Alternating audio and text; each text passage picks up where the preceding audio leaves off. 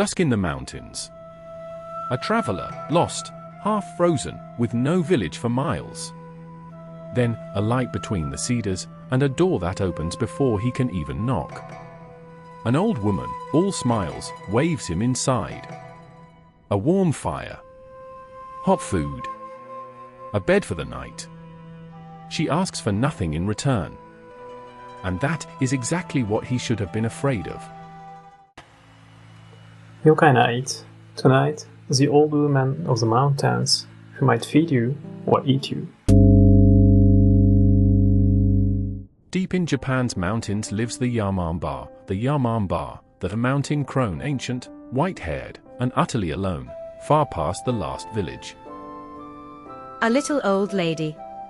That's the monster. Don't let the wrinkles fool you.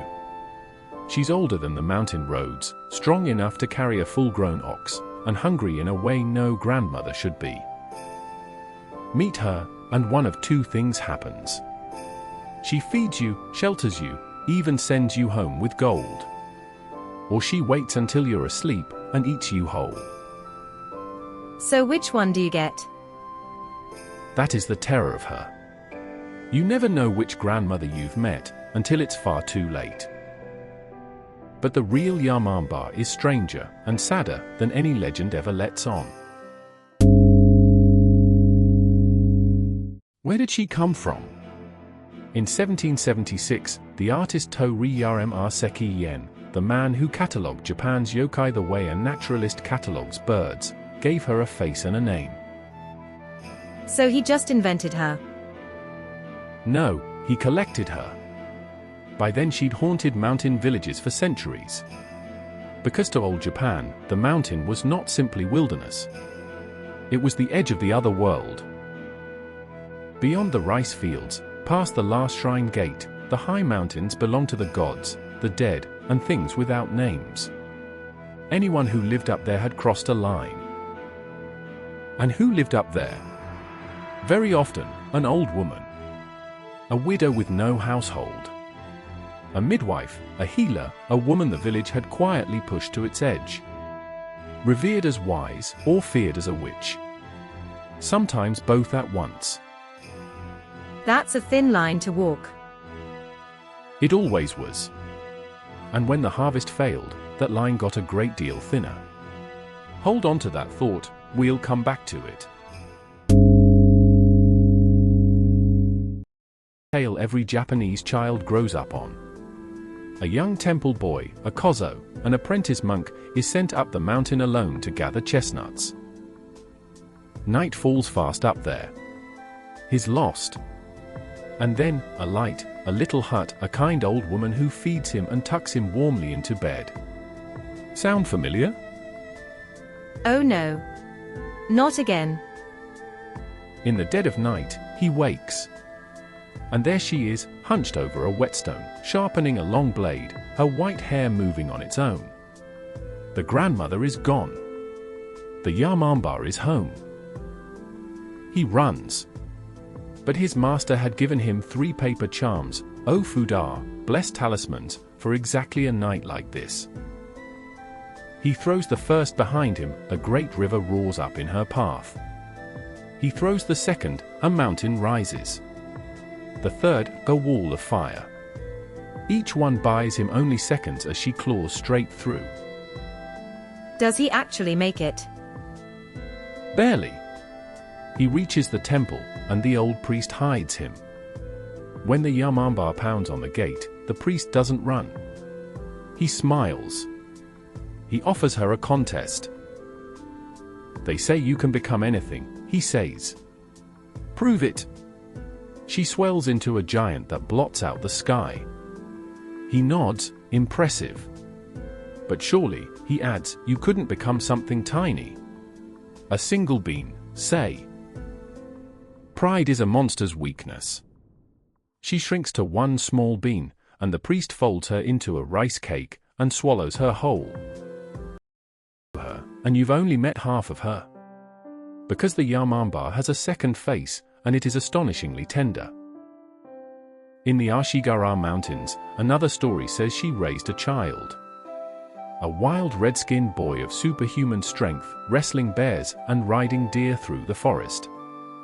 His name was Kintaro, the Golden Boy. Wait, the Kintaro. The children's hero. The very same. Japan's most beloved strong boy, the face of Children's Day, and in many tellings, his mother was a Yamamba of the mountains. The great printmaster Otaremaro painted them over and over, the wild white-haired crone and the laughing golden child, all warmth and play. And on the No stage, Japan's oldest masked theater, the play A Yamamba shows her as no villain at all. She's a lonely spirit who walks the mountains forever, turning the seasons, beyond good and evil. So is she a monster, or a mother? Both. Always both. And to understand why, you have to ask a harder question: why did old Japan put an old woman in the mountains in the first place? Here is the part the games never tell you. In old Japan, when a famine came and a household had too many mouths to feed, there was a grim, whispered answer. It was called obasate, literally, abandoning the old woman, carry your aging mother up into the mountains, and leave her there to die, so that the young might eat. That's horrifying. Was it actually real? Historians argue over how often it truly happened. It may be far more legend than record. But the legend was everywhere. There is even a real mountain named Obasate Yama, the peak where the old woman was left. So picture it. A village at the very edge of starvation. An old woman, carried up among the pines, and left behind. If she survived alone, half wild, digging for roots, watching the distant fires of the home she could never return to. And to a lost traveler stumbling past her little fire, years later, what would she look like? Wild-haired, ragged, alone in the dark. A witch. A Yamamba. So the monster was just an abandoned grandmother. Often, yes. The Yamamba is the face of a fear no one wanted to say aloud, the fear of the people we leave behind when times turn hard. Of growing old, and useless, and alone. That is why she both feeds and devours. She is every old woman a village once needed, and then wished away. That fear never stayed a single shape.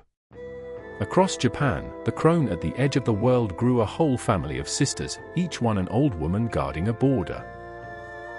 On the lonely moor of Ardachigahara, she is Onebaba, the demon hag of the black, who welcomed travelers into her hut and butchered them in their sleep.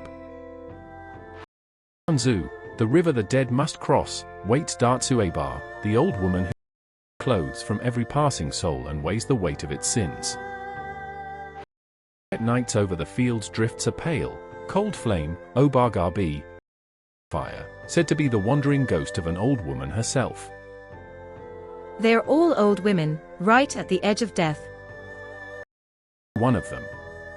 Guardians of the border between the living and the dead. Japan gave that border a grandmother's face. And she was never only Japan's. Every land with deep forests and hard winters imagined her too, the old woman in the wild who might save your life, or cook it. In Russia, Baba Yaga, whose hut stands on giant chicken legs. She might devour you, or hand you the one thing you need. No one knows which until they knock.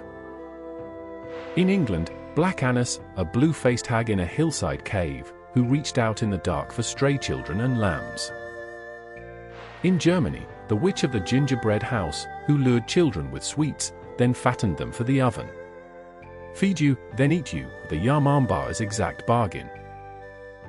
And in ancient Greece, Circe, who welcomed weary sailors to a generous table, fed them like kings, and turned them into swine. The entire world was scared of the same grandmother. Because she was never really about witches. She's about the wild pressing in at the edge of the warm, and the terrible gamble of trusting a stranger's kindness. Today, you can walk her mountains.